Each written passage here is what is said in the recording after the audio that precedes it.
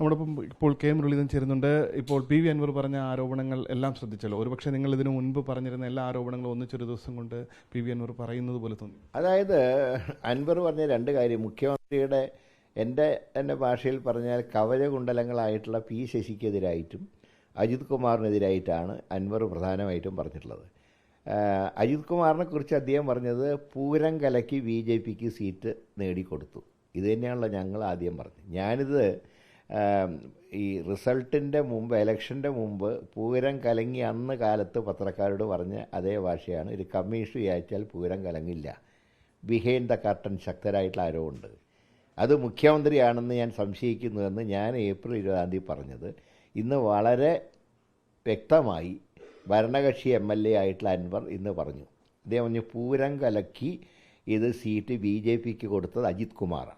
അത് എന്തുകൊണ്ട് അജിത് കുമാർ അങ്ങനെ കൊടുത്തു? ആർക്ക് വേണ്ടി? പിണറായി വിജയന് വേണ്ടി. 2, പി ശശിയെക്കുറിച്ച് പറഞ്ഞ കാട്ടുകള്ളൻ. അജിത് കുമാറെ പറ്റി പറഞ്ഞ നൊട്ടോറിയസ് ക്രിമിനൽ, പി ശശിയെക്കുറിച്ച് പറഞ്ഞ കാട്ടുകള്ളൻ. ഇതിൽ നല്ല സർട്ടിഫിക്കറ്റ് കൊടുക്കാൻ ബാക്കിയുണ്ടോ? ഈ രണ്ടുപേരെയും പ്രൊട്ടക്റ്റ് ചെയ്യുന്ന മുഖ്യമന്ത്രിയെക്കുറിച്ച് പറഞ്ഞത് തികഞ്ഞ പരാജയം. അവിടെ ഈ രണ്ടുപേരുടെ ബന്ദിയായിട്ട് അതേ ഇരിക്കുന്നു. അതല്ലേ പറഞ്ഞതിൻ്റെ അർത്ഥം. അഡീഷണൽ DGP മുഖ്യമന്ത്രിയെ സംബോധന ചെയ്യുന്നത് ബഹുമാനപ്പെട്ട മുഖ്യമന്ത്രി എന്നല്ല, അങ്കിൾ നിന്ന് വിളിച്ചിട്ടാണ് സംസാരിക്കുന്നത്. റിയാസിന് വേണ്ടി പാർട്ടിയെ നശിപ്പിക്കുന്നു.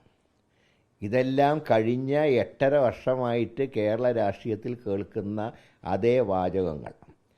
സ്വർണ്ണക്കള്ളക്കടത്തിൻ്റെ കാര്യത്തിൽ സ്വപ്ന പറഞ്ഞ കാര്യങ്ങൾ ഇന്ന് അൻവർ അതിൻ്റെ പൂർവാധികം ശക്തമായിട്ട് ഉന്നയിച്ചിരിക്കുന്നു.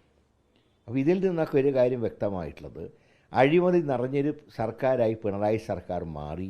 കേന്ദ്രം ഭരിക്കുന്നവരുമായിട്ട് ഒരു അന്തർധാരയിൽ എത്തിച്ചേർന്നിരിക്കുന്നു.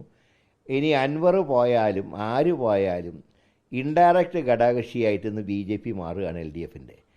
ഇനി അൻവറിന് ഈ സ്ഥാനത്ത് നിൽക്കാൻ കഴിയുമോ? പ്രത്യേകിച്ച് മുഖ്യമന്ത്രിക്ക് ഈ സ്ഥാനത്തിരിക്കാൻ അർഹതയില്ല എന്നുൾപ്പെടെ അൻവർ പറഞ്ഞു. അൻവർ ഇപ്പോൾ പുറത്തു പറയുന്നത് അൻവറിന് ഇടതുമുന്നണിയിൽ നിന്ന് പുറത്തു പോകേണ്ടി വരുന്നുള്ള കാര്യത്തിൽ ഇനി പാഴൂർപ്പടി വരെ പോകേണ്ട കാര്യമില്ല. പിണറായിക്കെതിരെ ശബ്ദിച്ചു കഴിഞ്ഞാൽ പിന്നെ ആ പാർട്ടിയിലും മുന്നണിയിലൊന്നും നിൽക്കാൻ കഴിയില്ല. അദ്ദേഹത്തിന് പുറത്തു കൊണ്ടി വരുന്നുള്ള കാര്യത്തിൽ സംശയമൊന്നുമില്ല. പക്ഷേ അദ്ദേഹം ഈ നിമിഷവും ഭരണകക്ഷി MLA ആണ്. ഇനി നാളെ പുറത്താക്കുന്നവരെ അദ്ദേഹം ഭരണകക്ഷി MLA ആണ്. അങ്ങനെ വരുമ്പോൾ അദ്ദേഹം പറഞ്ഞതൊക്കെ ഇപ്പോഴും ഭരണകക്ഷിയുടെ MLA ഭരണകക്ഷിക്കെതിരായിട്ട് പറയുകയാണ്. അപ്പോൾ അത് ഗൗരവത്തിലെടുക്കണം നമ്മൾ. അതുകൊണ്ടാണ് ഞങ്ങൾ പറയുന്നത്, പൂരം വിവാദത്തിൽ ഞങ്ങൾ പറഞ്ഞാൽ ഇന്ന് കാലത്ത് ഞാൻ പറഞ്ഞു ജുഡീഷ്യൽ എൻക്വയറി അല്ലാതെ മറ്റൊരു എൻക്വയറിയും ഞങ്ങൾ അംഗീകരിക്കില്ല. ഇപ്പോൾ പറഞ്ഞിട്ടുള്ള കാര്യങ്ങൾ കൂടുതലായിട്ട് വ്യക്തമായിട്ടുള്ള അന്വേഷണം ഉണ്ടാവണം. അത് സംസ്ഥാനത്തിന് പുറത്തുള്ള ഏജൻസിയെ കൊണ്ട് അന്വേഷിപ്പിക്കണം. വേണമെങ്കിൽ ഒരു ജുഡീഷ്യൽ അന്വേഷണം ഇക്കാര്യത്തിലും വേണം. അൻവർ പല ഘട്ടങ്ങളിൽ പ്രത്യേകിച്ച് പ്രതിപക്ഷ നേതാവിനെതിരെ ഒപ്പം രാഹുൽ ഗാന്ധിക്കെതിരെ വരെ വളരെ അധിക്ഷേപകരമായ പരാമർശങ്ങൾ നടത്തിയ ആളാണ്. അദ്ദേഹം ഇറങ്ങി അല്ലെങ്കിൽ ഇക്കാര്യങ്ങളെല്ലാം തിരിച്ചറിഞ്ഞ് പുറത്തേക്ക് വന്നാൽ അതിനൊരു സാധ്യത, കോൺഗ്രസിനൊരു സാധ്യതയുണ്ടോ? കോൺഗ്രസിൽ വാതിൽ തുറന്നു. ഇപ്പോൾ അതിനെക്കുറിച്ചിട്ട് ഞങ്ങൾ ചിന്തിച്ചിട്ടില്ല. പക്ഷേ ഇന്ന് ഒരു മാറ്റം ഞാൻ കണ്ടത്, രാഹുൽ ഗാന്ധിയെയും അത് നെഹ്റു കുടുംബത്തിനോടുള്ള ബഹുമാനം അദ്ദേഹം ഇന്ന് പറഞ്ഞിട്ടുണ്ട്. മറ്റേത് തെറ്റായി വ്യാഖ്യാനിച്ചു എന്ന് പറഞ്ഞിട്ടുണ്ട്. ഏതായാലും ഒരു മാറ്റം ഇക്കാര്യത്തിൽ കാണുന്നുണ്ട്. പക്ഷേ ഇപ്പം ഞങ്ങൾ മറ്റു കാര്യങ്ങളെക്കുറിച്ച് ആലോചിക്കുന്നില്ല. ഞങ്ങൾ പറയുന്നത് ഈ അൻവർ ഉന്നയിച്ച ആരോപണങ്ങൾ അന്വേഷിക്കണം. ജുഡീഷ്യൽ അന്വേഷണത്തിലൂടെ അന്വേഷണം മുന്നോട്ട് പോകണം. അതാണ് ഞങ്ങൾ ആവശ്യപ്പെടുന്നത്. ഒരു ജനപ്രതിനിധിയാണ്. അദ്ദേഹം MLA സ്ഥാനം രാജിവെക്കില്ല എന്ന് പറഞ്ഞു. രാജിവെക്കാതെ തുടരാൻ കഴിയുന്ന ഒരു സാഹചര്യമുണ്ട്. അത് ഇനി 1.25 വർഷം ഉണ്ടല്ലോ. രാജിവെക്കാതെ തന്നെ അദ്ദേഹം സ്വതന്ത്രനാണ്.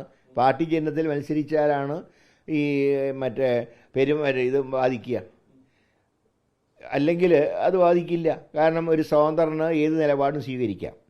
ഇപ്പോൾ ഈ അൻവറിൻ്റെ ഈ ഒരു അകത്തു നിന്നുള്ളൊരു പോരാട്ടമാണല്ലോ. ആ പോരാട്ടത്തിന് കോൺഗ്രസിൻ്റെയോ അല്ലെങ്കിൽ താങ്കളുടെ ഒരു പിന്തുണ പുറത്തുനിന്ന് ഇല്ല. ഇപ്പം ഞങ്ങൾ ആർക്കും പിന്തുണ കൊടുക്കുന്നില്ല. പക്ഷേ ഒരു MLA ഉത്തരവാദിത്വത്തോടുകൂടെ ഒരു ആരോപണം ഉന്നയിക്കുമ്പോൾ അത് അന്വേഷിക്കണം എന്നാണ് ഞങ്ങളുടെ അഭിപ്രായം.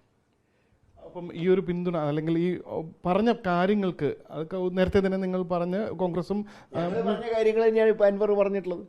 അപ്പോൾ അതിൻ്റെ അർത്ഥം ഞങ്ങൾ വെറുതെ ഉണ്ടയില്ലാത്ത വെടി വെച്ചതല്ല, നല്ല ഉണ്ടയുള്ള വെടി തന്നെ ഞങ്ങൾ വെച്ചത്. പക്ഷേ ഇപ്പോൾ അൻവർ പറയുമ്പോൾ വ്യത്യാസം എന്താണെന്ന് പറഞ്ഞാൽ, ഭരണകക്ഷി MLA പറയുമ്പോൾ ജനങ്ങൾ കൂടുതൽ ശ്രദ്ധിക്കും.